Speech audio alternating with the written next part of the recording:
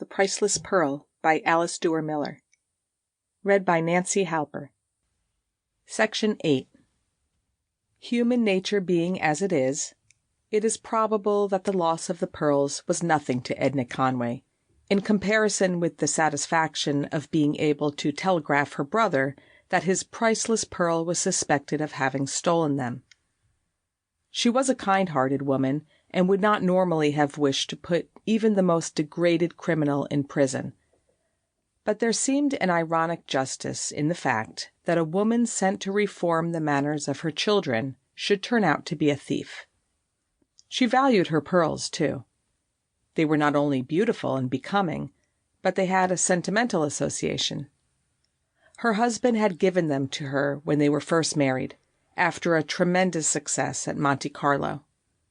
They had cost a great deal of money in the days when pearls were cheap, and yet, as he had got them from a ruined Polish nobleman, they had not cost their full value. He had said to her as he gave them to her, "There, my dear, if I never give you anything else." As a matter of fact, he never had given her anything else. In fact, he had often tried to take them away from her when things had first begun to go wrong. But Edna had managed to cling to them, feeling that they would always keep away that wolf which idle, well-to-do, middle-aged women appeared to dread more than any other group in the community. Edna was not only kind-hearted, but she was normally utterly lacking in persistence. She would not have been able to conceal suspicions from anyone over a protracted period.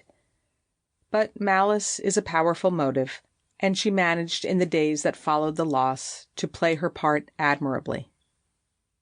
The idea that Anthony was already hurrying home to meet the impostor who had slipped into the real Miss Exeter's place gave her a determination she usually lacked. It was perhaps stupid of Pearl not to guess that her fraud had been detected as soon as the detectives set to work. But Pearl was so much interested in the recovery of the jewels that it never crossed her mind she herself was suspected. She did notice a slight change for the better in Mrs. Conway's manner, a certain sugary sweetness, a willingness to be in the same room with her, especially if the detectives were for any reason busy, a new interest in all her plans. The thought that occupied her mind was the idea that Wood was on his way home, that at last she and the man she had been writing to every day for weeks were to meet face to face. How could he fail to be pleased with her, she who had made Antonia neat, Derland studious, and had at least suggested to Dolly's egotism that there were other women in the world at least as attractive as she? Pearl thought a great deal about their first meeting. There would be a certain awkwardness about it, especially if it took place in the presence of the family, as it probably would. Still, she could manage it. She would say in a few simple words that she was Augusta Exeter's best friend, and had taken her place. He was sure to be amused, and smile that nice smile which Augusta had described. The interview went on and on in her imagination, a different way each time she imagined it, but always agreeable, always exciting, always ending in Mr. Wood expressing his gratitude and admiration. Yet this man about whom she was thinking so constantly was actually speeding toward her, feeling as bitter about her as it was possible to feel about a person you have never seen. We forgive anything better than being made ridiculous. It was not mere vanity, though, that made Anthony so angry. He knew that much of his power over his sister had been destroyed. Everything that he suggested in the future would be met by Edna's amused, "Another priceless pearl, Anthony." Yes, he said to himself, as he sat with folded arms and stared out of the train window, he had made a fool of himself. What did he know of the real Miss Exeter? He had no one but himself to blame. He had been on the point of starting home when he received Edna's second telegram announcing her loss. Everyone, as the author of Cranford has observed, has a pet economy, and Edna's economy was telegrams. She never cabled or telegraphed if she could help it, and then she usually obscured her meaning by compressing it into as few words as possible. When Anthony opened this one and saw its great length and her name at the bottom of it, he knew that something was terribly wrong. It said, "Pearls stolen from safe. Only governess had combination. Detectives discover she is imposter. Real Miss Exeter married and went to Canada 2 days after you saw her in New York. This woman has no idea she is suspected. Is closely watched and has had no opportunity of disposing of jewels. Pearls thought to be still on place or hidden on beach. Please return immediately. Be careful about telegrams. She might get them first." As soon as Anthony read that message, he felt a conviction that it was all true. Whether or not she had stolen the pearls, he knew she was an impostor, for he realized now that he had known from the beginning that he had been in correspondence with a beautiful woman. He had tried to tell himself that the quality he felt in her letters was the vanity of a plain one, but all along he had known in his heart that in some strange and subtle way beauty had exuded from every line she wrote. He had been made a fool of by a beautiful and criminal woman. Well, he would hurry home and settle that score in short order. He was not a cruel man, he said to himself, but this did not seem a situation that called for mercy. It was, of course, necessary that someone should meet Anthony on his arrival in New York and acquaint him with all the details. As Edna was unwilling to leave her household, the duty fell to Miss Wellington, who complained a great deal and leaped at the chance.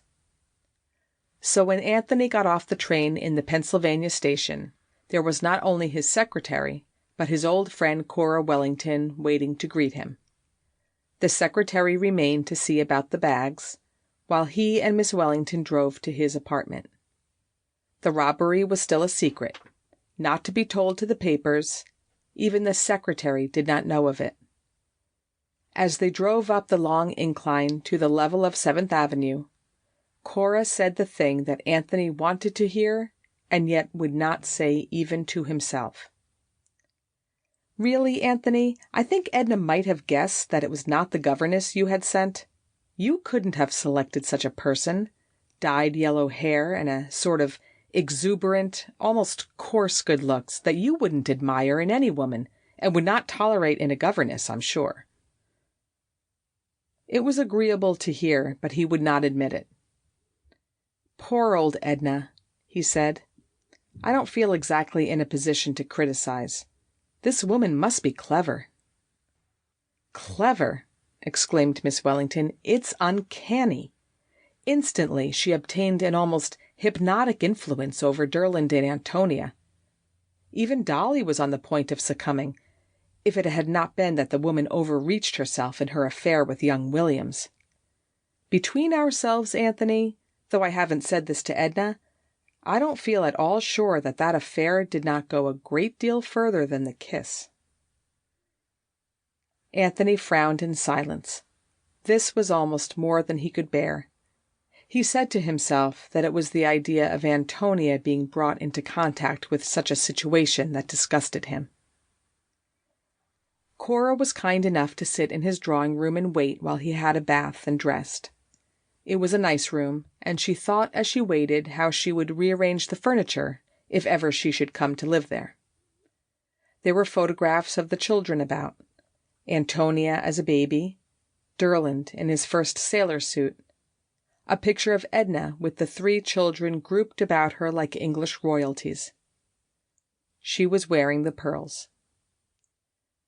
Then Anthony came out of his room, looking handsome and sleek and brown and very well dressed in blue serge, and they went out and had luncheon together, and then started at once for their drive of 100 miles in Anthony's car. She answered all his questions, and one he did not ask. She volunteered.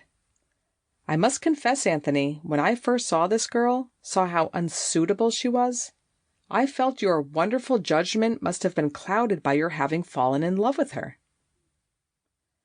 "Recollect, please," he returned, "that even if it had been the girl I saw, I had only seen her once."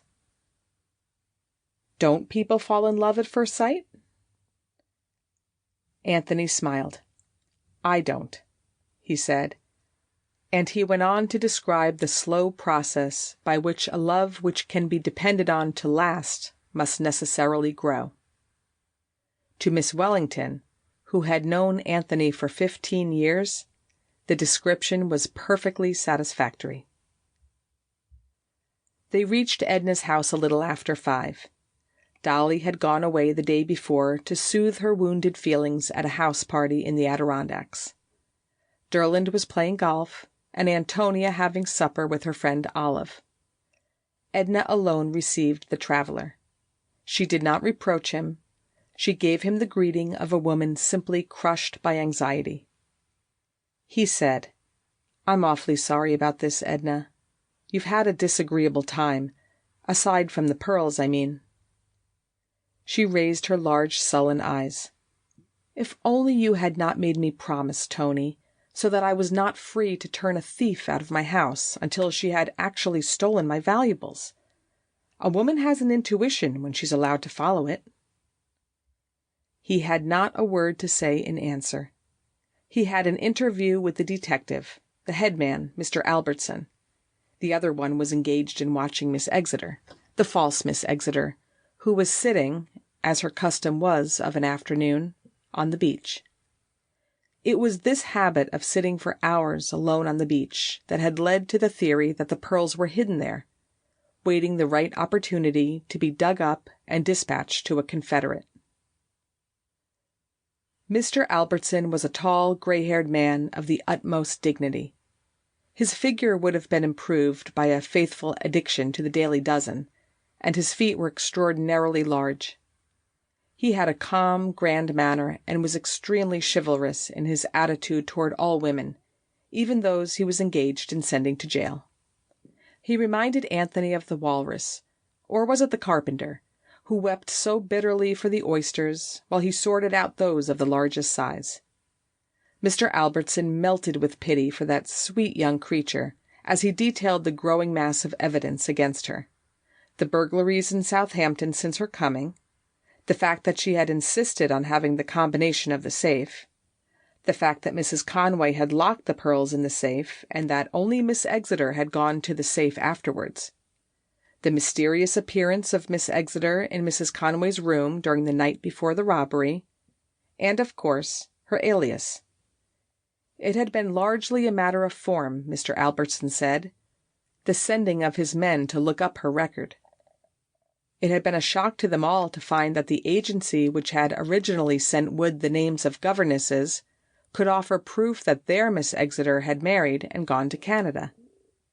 So far they had not been able to get any information as to this woman who had slipped into her place. Some of her things had a P on them. Mr. Albertson mentioned that there was a notorious English thief, Golden Polly or Golden Moll. "She's called by both names," said Mr. Albertson. "This girl answers her description very good." Wood nodded. Had he, in fact, been getting a daily letter all these weeks from Golden Moll? The idea intrigued him not a little. "I think I'll go and have a talk with her," he said. By all means," said Mr. Albertson. "We've just been waiting for you, you know, just to see how she'll act when confronted with you. She hasn't a notion, you know, that you've left Mexico. But," he went on in his deep, rich voice, "I'd speak her fair if I was you. Kindness, Mr. Wood, never does any harm. What are we put in this world for except to help each other? Women, especially. If I was you, I'd say, 'Look, girlie, we want to help you. We have you dead to rights, and you'd better come across. Come across, girlie,' I'd say, and make it easy for everyone." Mr. Albertson had already recommended this speech to Mrs. Conway without success, and now it seemed to him that Mr. Wood was not really going to make it. Yes," Anthony said, rather non-committally.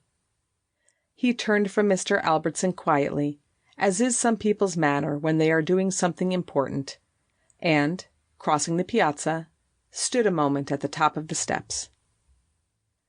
The sun had just set behind his right shoulder, and to those who love the sea, the bare flat scene had at this moment an extraordinary beauty. All round the circle of the horizon there was a grayish lilac color. The sun was blue and gray, the beach was pink, with gray shadows under the dunes, a strange blending colors that come with no other light. The storm was over, and the sea, though not smooth, was heaving with a slow, regular swell. The beach, even to the dunes, was strewn still with seaweed and lumber and all the flotsam and jetsam of a high tide. Immediately in front of Anthony was a large rose-colored parasol, the owner of which had evidently forgotten to put it down, although for an hour now it could have been of not the slightest use. Nothing appeared beneath it but the tip of a white suede slipper. Anthony stood and looked, a smile hovering at the corners of his mouth. There she was, possibly the golden moll of Albertson's suspicions, certainly the writer of interesting letters, the reformer of his niece's manners, the stealer of the pearls. Then he heard Antonia's voice behind him, calling his name. Ordinarily she would have stolen up behind him and clung round his neck with her feet off the ground, but now she evidently wanted him to get the full effect of her changed appearance, for she stood 10 feet off and spoke to him. Oddly enough, she was wearing the very clothes which Pearl had described, the pink linen, the hat with the pink rose, the gray silk stockings and gray suede pumps. Nothing, Anthony thought, could have been more accurate. The child was very beautiful, just as he had hoped, hardly dared to hope, to see her. She gave him just that second to take her all in, and then sprang at his neck. "Oh, don't you think I look nice?" she said passionately. "It's all Miss Exeter, your priceless pearl, and she is priceless. Don't you think I look nice? I like her better almost than anyone I ever knew, because she's so straight. Don't you think I look nice?" "Indeed I do," said her uncle. He managed to free his neck from the yoke of Antonia's arms, and held her off and turned her round. "Yes," he said, "you look exactly as I like to see you." Antonia smiled and then sighed. "I feel every stitch I have on," she said, "particularly the shoes and stockings." She raised first one leg and then the other and shook it, with a gesture not at all graceful. "I've never worn them except in winter before. But still, it does make a difference in one's popularity. Clothes, particularly with boys. Boys are funny, Uncle Anthony." Nothing interested Anthony more than to discuss the problems of life with his niece, but at the moment his mind was not sufficiently disengaged. He was sorry to interrupt her, but he was obliged to go and have a few words with her governess. "That's all right," said Antonia. "I'll go too." And she slipped her arm through his, and, leaning her head against the point of his shoulder, prepared to descend the steps. But Anthony explained to her that he wished to talk to Miss Exeter by himself. Antonia was disappointed. She had looked forward to being present when her uncle and the governess met again, but she adjusted herself as usual. "There's Mr. Albertson," she said. "I'll get him to come and sit with me while I have supper and tell me stories of crime. He says there aren't any people like Sherlock Holmes, and that stories like that make it hard for real detectives. I suppose that's true, and yet it's horrid to face facts sometimes, isn't it, Uncle Anthony? It makes real life seem pretty dull sometimes." "Real life is not dull, Antonia," said her uncle. "Take it from me." He watched her safely into a conversation with Mr. Albertson, and then, with his hands in his pockets, he sauntered down the steps, across the sand, toward that rose-colored parasol. "Good afternoon, Miss Exeter," he said pleasantly. It had been kept a profound secret that Anthony was on his way home. The detectives had pointed out to Mrs. Conway that this was important, that if the woman knew she was about to be unmasked, she might be goaded into sudden action, perhaps even into destroying the pearls. Hearing a strange voice calling her by name, Pearl came out of a trance into which the sunset and the sea had thrown her. Glancing up from under her parasol, she saw at once that the speaker was Anthony Wood, and that he was exactly as she had imagined him. Seeing this, her heart gave a peculiar leap, and she beamed at him more freely and wonderfully than she had ever beamed at anyone in the world. The look affected him. It would have affected any man, not just her beauty, for he had seen a good deal of beauty in his day, but this warm, generous honesty, combined with beauty, was something he had never seen. For a second or two they just looked at each other, Pearl beaming, and Wood looking at her, his face like a dark mask, but his turquoise eyes piercing her heart. She spoke first. She said in her queer deep voice, "Oh, I'm so glad you've come, Mr. Wood." "Are you?" he said. Of all the sentences with which she might have greeted him, sentences of excuse, of explanation, of appeal, he had never thought of her saying this, and saying it with all the manner of joy and relief. "Indeed I am," she went on, still on that same note. "Have you seen Antonia?" "Yes, I have." "And isn't she—" "We'll leave that for a moment," he said, for her effrontery began to annoy him, and his tone was curt. But instead of being alarmed or apologetic, she gave a little chuckle. "Oh, yes, I know," she said. "Of course you want an explanation, only I wanted to be sure you'd seen my great achievement first, for it is an achievement, isn't it?" His eyebrows went up. "Do you really expect to be praised for anything you may have done," he said, "before you offer some explanation as to why you are here masquerading as Miss Exeter?" Pearl's face fell. He was really quite cross. It seemed hard to her that the meaningless sort of beam with which she accompanied a casual good morning had been enough to reduce the third vice president to weeping on his desk, while a particularly concentrated beam, a beam designed to say in a ladylike yet unmistakable manner that the one man of all men was now standing before her, seemed to have no effect whatsoever on said man. She tried it nevertheless.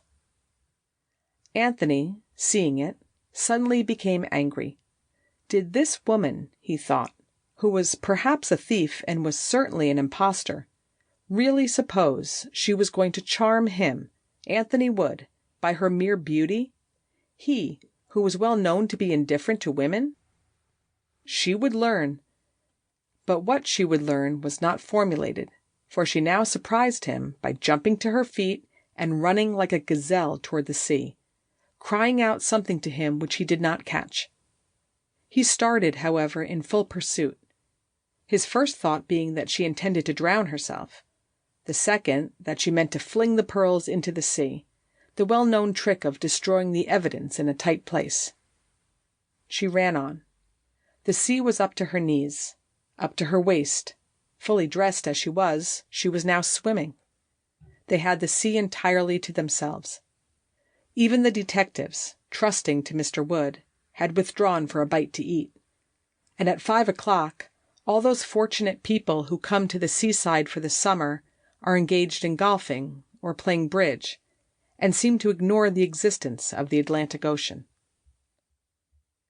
Anthony had hesitated at the brink of the sea long enough to take off first his shoes, second his watch, and third the light coat which he had worn driving the car, so that he was some little distance behind her. Swimming hard, and for the most part under water, he did not see for some time the object which had attracted Pearl's attention.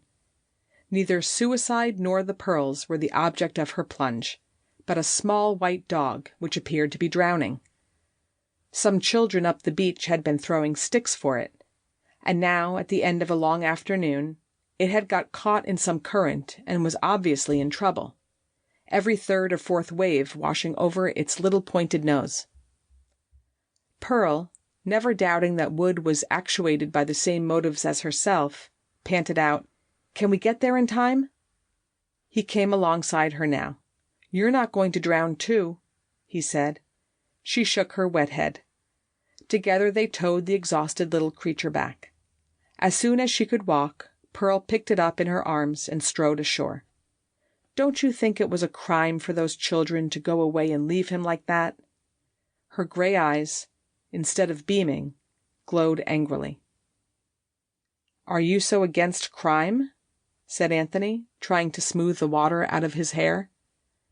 She did not even take the trouble to answer, but became absorbed in tending the dog. It was a white dog, at least its hair was white, but now, soaked and plastered to its body, the general effect was of a cloudy pink with gray spots. It was the offspring probably of a spotted carriage dog and a poodle. Between it and Pearl a perfect understanding seemed to have been at once established. She knelt beside it, and suddenly looking up at Anthony with one of her spreading smiles, she said, "I'm afraid it's awfully ugly." "It has personality," he answered.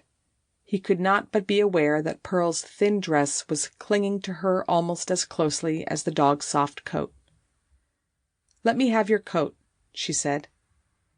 He held it out, expecting that she meant to put it on, for every line of her figure was visible, and every line was lovely. But Pearl was utterly unconscious of herself. She took the coat and wrapped the dog in it, so that only its head stuck out, with its adoring eyes turned to her. As he watched her, he found he knew positively that she had not taken the pearls. It was no logical process. He did not say, "This girl is too kind, or too generous, or too without self-consciousness, or too much at peace."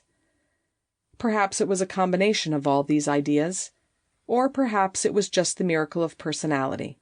But somehow or other he knew positively and for all time that she was not a thief, that she, on the contrary, was just what in his opinion a woman ought to be. He looked down at the bent golden head, dripping pure drops of crystal. Died. What a spiteful goose Cora Wellington was. Then Derlin came down the steps. "What's happened?" he asked. "We've been rescuing a dog," said Anthony. "Miss Exeter and I." So far he knew no other name for her. Derlin smiled at him above her head as much as to say, "Could anything be more ridiculously attaching than women are, this woman in particular?" And Anthony smiled back in a similar manner. Then there was a shout, and Antonia, having finished her supper and exhausted at least for the moment Mr. Albertson's narrative powers, came flying down the steps, eager to know why it was that Miss Exeter and her uncle had been in swimming with their clothes on. When explained, it appeared to her the most natural thing in the world. "Isn't he sweet?" she said when she had heard the story. "I think Horatius would be a good name for him, on account of 'Never, I ween, did swimmer, in such an evil case, struggle through such a raging flood,' you know. Do you think Mother will let us keep him? Or do you want to keep him, Miss Exeter? Oh, dear, I suppose you do." "No, I can't," said Pearl with regret. "I'd like to, but Alfred hates dogs." Anthony was surprised to hear his own voice saying sharply, "And who is Alfred?" "He's my cat," said Pearl, turning her whole face up to him. "Everyone says he's very ugly, but I love him." They smiled at each other. It was so obvious that Anthony refrained from saying, "Lucky creature." End of Section 8. Section 9. Presently they moved toward the house. First Pearl, bearing Horatius still wrapped in Anthony's motoring coat, then Derland, most solicitous lest the dog should be too heavy for Miss Exeter, then Anthony, carrying his shoes and coat and waistcoat, and then Antonia, dancing about. They approached the house in a quiet and rather sneaky way, by the kitchen entrance. Anthony had no wish to meet his sister, who supposed that he had been grilling a criminal. The children felt grave doubts that their mother would welcome Horatius at all, not that she was a cruel woman, but that she feared strange curs about the house. Fortunately the cook, who had a great weakness for Antonia, was cordial and allowed Horatius to dry out behind the kitchen stove. It was now high time to dress for dinner, so there was a good excuse for stealing softly up the back stairs. While Anthony was tying his tie, a knock came at the door, and Edna came in with the manner of a person confidently expecting important intelligence. She said in a low voice, but with an immense amount of facial gesticulation to take the place of sound, "Albertson told me you had an interview. What did you find out?" For the first time, Anthony realized that he had been an hour in the company of the false Miss Exeter without having even asked her true name. He might at least have done that. A weak man would have answered irritably that, what between stray dogs drowning and Edna's children interrupting, he had not had an opportunity to ask the woman anything. But he was not weak. He simply told her the truth. He saw that she accepted the story with reservations. A drowning dog was all very well, but how about her pearls? Dinner ought to have been a terrible meal, with Edna bitter and suspicious, and the two detectives looking in at the window every now and then, just to show that they were on the job. But as a matter of fact, it was extremely gay and pleasant. Antonia was allowed to hover about the room in honor of her uncle's return, and Pearl and Anthony were, or appeared to be, in the highest spirits. Need it be recorded that Pearl had on her best dress? It was a soft, black, shining crepe, which she had run up one afternoon in the spring when she felt most depressed about not being able to find a position. Dressmaking often lightened her black moments. It was to her an exciting form of creation. It had been quickly and casually done, but it had turned out well. Round her neck she wore the silliest little string of bright blue glass beads, which someone had once given a doll of Antonia's in the dead past, when Antonia played with dolls, and which Antonia herself occasionally wore. Antonia had left them in Pearl's room, for her new-found personal neatness did not as yet extend to the care of her possessions, and in an impulse Pearl had put them on and found the result good. So did Antonia. "Oh, see," she said as they sat down at table, "she has on my beads." "Fancy Miss Exeter wearing someone else's beads," said Edna, in a tone hard to mistake for a friendly one. "But don't they look well on her?" said Antonia. "Uncle Tony, don't you think they look well on her? How could you describe her as of pleasing appearance? It nearly made me miss her at the station that first day. I went dodging about, trying to find a pale, plain girl. That's what Mother told me to look for. I think Miss Exeter is beautiful, don't you?" "Antonia," said her mother scornfully, as if nonsense were being talked. Anthony, however, never allowed his niece to put him in a hole. "I certainly do," he said, and he looked straight at Pearl, and she looked straight at him and laughed, and said, "You'd be a brave man to say no when Antonia takes that tone." "I should be worse than brave. I should be a liar," said Anthony. The sentiment, which brought a lovely beam from Pearl, brought him a dark glance from his sister. She thought it was not like Anthony to be silly about a woman, and then the encouraging idea occurred to her that he was luring her on in order to win her confidence, clever creature that he was. As soon as dinner was over, the children rushed away to feed Horatius, and Edna, who felt the need of uninterrupted conversation with her brother, led him across the lawn to Miss Wellington's house. It was not easy, for he showed the same reluctance to go that people show toward leaving a wood fire on a cold day. But when Miss Exeter, who of course everyone knew wasn't Miss Exeter, said she had a letter to write, he rose to his feet. "A letter?" he said, the idea being, of course, that now he was at home, there could be no more letters in the world. Pearl nodded. It really was important, for she had always promised Augusta to write her a full account of the first meeting with her respected employer. And as a matter of fact, Pearl was bursting with eagerness to express her emotion to someone. If she wrote at once, the letter could be posted that evening, when, about 9 o'clock, a man came to deliver and receive mail.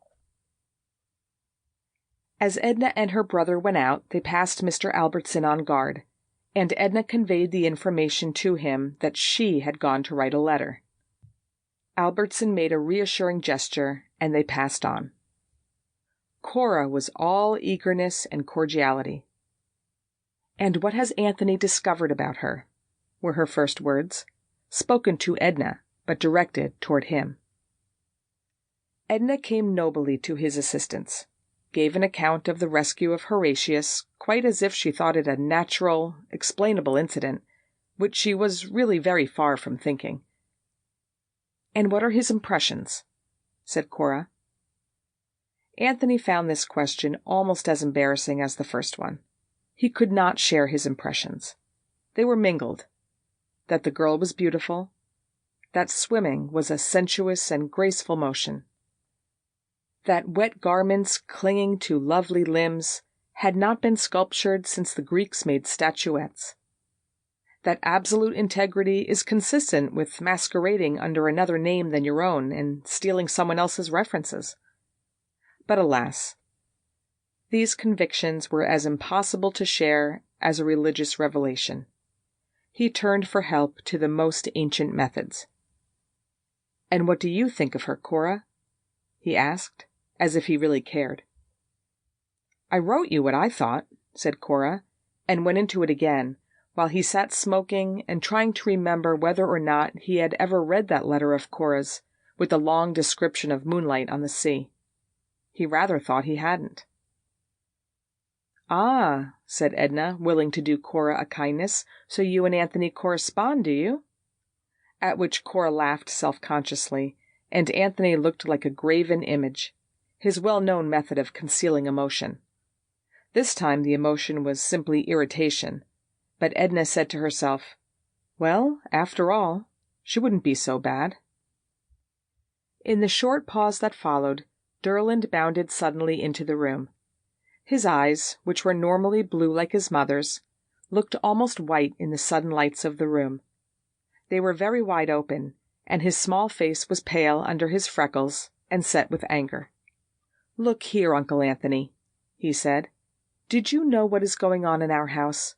Did you know they suspected Miss Exeter of stealing Mother's pearls?" No one answered, and he continued, his voice shaking a little. "She asked me to give a letter she had been writing to the man who comes with the evening mail. And as I did, Albertson came out and tried to take it from me, but that was a little too much." The letter was still in his hand, crumpled from the struggle. "I never heard of such a thing. It's an outrage. Did you know of this, Mother?" There was something menacing in his tone. "My dear boy," said Edna, in that patronizing tone that people use as if their ability to conceal something from a child were a tremendous proof of their own superiority. "I'm afraid it will be a great shock to you, but you must face the fact that she did steal my pearls. At least so we believe, and that she is not Miss Exeter at all. She is a notorious English jewel thief, known by the agreeable sobriquet of Golden Moll." "You don't know that, Edna," said her brother quickly. "I should say not," cried Derland. "Mother, I think it's perfectly rotten of you to think it's even possible." Edna turned to her brother. "You see, Anthony," she said, "what you've done to me, introducing this woman into my house, turning my own children against me." Cora smiled at the boy soothingly. "But Derland doesn't know that we have proof that she took the pearls," she said, as one calmly able to make all smooth and easy. "No, Derland," said his mother, "I have not been able to tell you. The detectives would not let me until your uncle got back. That we have proof. Miss Exeter is not Miss Exeter at all, just an impostor. Oh, tell him, Anthony, tell him that she's a common, everyday thief." "I can't do that," said Wood, "because I don't think so." "You mean," said his sister, as if now, indeed, a chasm had opened at her very feet, "that you have any doubt that she stole the pearls?" "I'm perfectly certain that she didn't," said Wood. Edna burst out at this into a wail of reproach and anger, ending with the not unnatural accusation that her brother must be in love with the woman too. "Yes, perhaps I am," said Anthony. The idea was new to him, and not repugnant, but he spoke more to annoy his sister than from any more serious motive. But as he spoke, he saw that Pearl and Mr. Albertson were in the room and must have heard him. Pearl, however, was too much excited already to register any further excitement. She strode into the room as she strode into the boardroom of the Encyclopedia, and almost at once, catching sight of her letter, still in Derlin's hand, she made a grab for it. Only Edna was quicker, or rather nearer, and succeeded in getting it first. Pearl turned to Anthony. "Mr. Wood," she said, "I want my letter. I won't have anyone read my letter. It's an outrage." Mr. Albertson felt his moment had come. "Now look, girlie," he said, "we about have the goods on you. Think of your folks. We want to help you." He took the letter from Mrs. Conway. "I know," he said, "that a lady's correspondence ought to be sacred, but—" "But," said Edna, not able to refrain from interrupting, "but ask her why it is she doesn't want her letter read." "Well, I reckon I can figure that out for myself," said Mr. Albertson. But in this instance, perhaps the only one of his long and successful career, he was wrong. He could not figure out why it was Pearl objected so violently to allowing that letter to be read. The reason was this. She had always promised Augusta that she would communicate her first impressions of Mr. Wood, and as soon as he and his sister left the house to go to Miss Wellington's, she had run upstairs, and on the much-used typewriter she hastily ticked out a prose lyric on the subject of her meeting with the only man she ever could have, or ever had, loved. It began, "My dear, he came this afternoon. Why didn't you tell me what he was like? Oh, I know you said he was attractive. Attractive! He's incredible. He's devastating. And that voice! You never said a word about that voice, which makes me shake every time he speaks, like a telegraph wire in a wind. Oh, Augusta, isn't it silly? But I think I love him." That was just the way it began. At the sight of that letter in Mrs. Conway's hands, a storm of emotion swept over Pearl, even before she remembered just what she had said. But as phrase after phrase flashed before her eyes, and seemed actually to tingle down to the tips of her fingers, she sprang like an animal at its prey, and would have had it, too, if it had not been for Mr. Albertson, who, catching her elbow as she went by, not only stopped her, but spun her completely round, so vigorous had been her motion. Frustrated in action, Pearl burst into speech. She said that she must and would have that letter back. She said that opening other people's letters was a state's prison offense. She went on like a maniac, and every word she uttered made Mr. Albertson feel more and more convinced that the letter must be read. Still, he was a chivalrous man. He believed in chivalry as some people believe in Christianity, as the important highway in their lives, from which at moments they are obliged to stray. "Now look, girlie," he said again, in accents even more honeyed, "don't excite yourself. Why would you mind me reading your letter, which I see is to another lady?" "It's none of your business why I mind," said Pearl. "I just do. Oh, Mr. Wood," she said, turning to Anthony, "don't let them read my letter." "I won't," he said. "I'll read it myself." "Oh, no," said Pearl with a little scream. There was a pause. Anthony already had the letter in his hands now. He looked very gravely at Pearl. "I'm sorry you mind," he said, "but this letter must be read, either by my sister, or me, or Albertson. Which one would you rather have read it?" It was a hard choice. Pearl looked deliberately from one to another, and then she looked at Anthony. "You," she said. In complete silence he opened it and read it carefully through. Pearl stood motionless, watching him, studying his face. If he had laughed, if he had even smiled, she would have killed him. She was hardly aware of Albertson and Edna and Cora and Derland, all also watching him, to read in his face what he was reading on the paper. None of them read anything. His face was like a mask. He folded the letter and replaced it in the envelope. Then he took out his pocketbook and put the letter in it and put the pocketbook back in his pocket. Then he said, "I wish to have a word with Miss Exeter alone." There was a small room that opened off the room in which they were sitting. He walked toward it. "May we go in here, Cora?" he said. He made a motion with his hand, and Pearl, like a person bewitched, preceded him. "Don't be long, Tony," Edna called to him. "I may be some time," he answered, and shut the door behind him. 5 minutes passed. 10. To those waiting it seemed an hour. Once Mr. Albertson walked near the door and bent his head. "Can you hear anything?" said Edna. "Not a thing," said Mr. Albertson. "You wouldn't be such a cad as to listen, would you?" said Derland. Nobody answered him. More time elapsed, and then Albertson, springing up, walked with a firm step to the door and turned the handle. It was locked. Albertson shook back a long gray lock from his forehead. "What do you make of that?" he said. Miss Wellington laughed.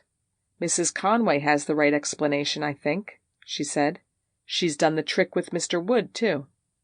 "Not at all," said Edna. "How can you be so low, Cora? I only said that to make Anthony angry. He's finding out, luring her to tell him everything." "Kidding her along, you mean?" said Mr. Albertson, who hated people not to use the right word. "They've probably both got out of the back window by this time," said Miss Wellington. This time Mr. Albertson frankly leaned his ear against the crack of the door. "No, they're there yet," he said, moving away again. "I can hear them talking, low." Another silence succeeded to this information, and then Mrs. Conway's butler appeared in the doorway. He looked about and said over his shoulder, "Yes, sir, she's here." He drew back and ushered in Gordon Conway. Edna looked at the man who had been her husband and said irritably, "You, Gordon, this is really a little too much." "Hello, father," said Derland. "Hello, Durley," said his father, as if he were trying to be cordial, and then, seeing Albertson, he added in a tone really cordial, "Why, Albertson, how do you do? I haven't seen you since the night what's-his-name, who had that crooked wheel in Hester Street, was pulled off the force." The two men shook hands. "Gordon," said Edna, again determined to know the worst, "what do you want?" "Why, oddly enough, nothing at all," replied Mr. Conway. He did not give the same impression of furtiveness and wasted pallor that Pearl had gained when she had caught a glimpse of him on the steps. No one could say he had a color, but he was distinctly less corpse-like. There was nothing shabby about him now either. He was very well dressed in a dark morning suit. His boots, his tie, the wristwatch, which he kept glancing at as if his time was rather short, were all of the most elegant sort. "No, my dear," he went on, "you ought to welcome me most cordially, for I have come to make you a present. Quite a present." And fishing languidly in his pocket, he produced the string of pearls. "A present?" cried Edna. "Those are my pearls." "They are now," said her husband politely, "because I have made up my mind to give them to you." "You gave them to me originally. They were always mine." Conway shook his head a number of times. "So you have always said, Edna, but saying a thing over and over again does not make it any truer. I did not give them to you." "You did," said Edna. "Ah, Edna," he answered sadly, "how you can take the grace out of life. You can make even the present of a splendid string of pearls seem ungracious. I never gave them to you. I let you wear them while you were my wife. A mistake, for when you ceased to be my wife, you would not give them back. Natural, but hardly honest." "That's absolutely untrue," said Edna. He did not allow her to ruffle him. "But now," he went on, "I do give them to you, freely and completely. Be witness, Albertson, that I present this string of pearls to this lady, who was once my wife." Edna was examining them pearl by pearl. "They seem to be all right," she said. "The number is right. What's this?" she added, indicating an emerald drop which had never been on them before. "That's an extra. That's interest on the money," answered Conway with a flourish. "That's an expression of thanks for your courtesy in letting me have them at a moment when they meant so much to me." This recalled the question of how he had obtained them. "Gordon," she said, "did you steal those out of my safe?" He shook his head. "You can't steal what is already your own." "I can't see how in the world you got them," said Edna, "unless that woman is a Confederate. Did she give them to you?" "I don't even know what woman you mean, Edna," he answered. "If you mean a magnificent Hebe who was coming into the house in a hurry as I was going out the other day, I may say I should always be glad to be her confederate in anything. One of the few times in my life, Edna, I was actually sorry to leave your house. No, I did not go to your safe, although I am interested to know that you have one." "That's where they were," said Edna indignantly, looking round. "The pearls were locked up in the safe. I know that." "Like so much of your more positive information, my dear, that, too, is wrong," said Conway. "You had them on when I called, and as we talked they came unfastened, and you took them off and laid them on the table beside you. Something told me that you had not been aware of what you did, and so, when you refused so very roughly to lend me the sum of money I needed, I simply took back my pearls when you were not looking." "Gordon," said Edna, "you stole my pearls." And her tone had a note of triumph, as if the old delight of putting him in the wrong had not entirely died. "I took my pearls from the table," said Conway, "and turned them for a few days into cash, with which I know you will be glad to know I made a lot of money. A pot of money, Albertson. There is money still to be made on the races for a smart fellow who knows how. And then, my dear, with a quixotic impulse, I gave you the pearls, as I have always thought of doing.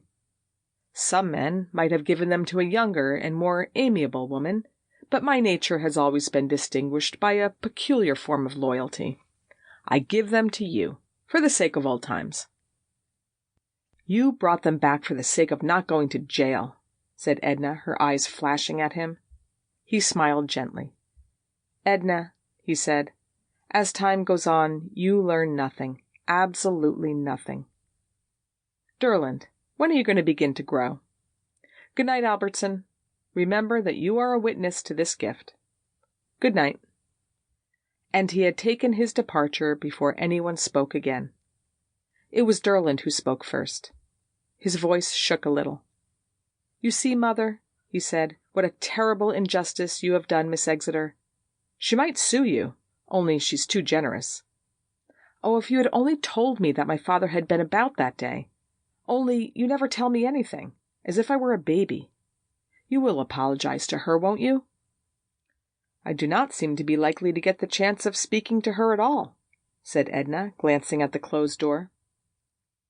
Cora Wellington rose to her feet. "I'm sorry to be inhospitable, Edna," she said, "but I have had a long, hard day attending to your business, and I want to go to bed. In fact, I think I'll go." And she walked firmly out of the room and upstairs, where, since the house, like the Conways, was lightly built, she could be heard rapidly walking about on her heels in the room immediately overhead. "Well," said Mr. Albertson, "it looks like I may as well be getting back to the Great White Way myself. I congratulate you on the happy termination of this affair, Mrs. Conway. I do not think that emerald is genuine, but I presume it is the sentiment that will appeal to you. I feel as happy as you do that that sweet young lady is as innocent as a baby." It cannot be said that Edna looked particularly happy over this point. She raised her shoulders. "But we don't know yet who she is. She certainly is not Miss Exeter." Albertson smiled. "You will find it was just a girlish prank," he said, "and I think we may presume that Mr. Wood now knows the whole story. I think if you'll permit me, I'll call my assistant, and we will get the car and be off." Mrs. Conway, once again wearing her pearls, and Derlin, still talking of apologies, accompanied Mr. Albertson back to the other house. So the room was empty. Gradually it seemed to lose even the remembrance of its late occupants. The down cushion of the chair in which Edna had been sitting rose softly to its accustomed level with something like a sigh of relief. A wicker sofa, of stiffer nature, creaked in every fibre.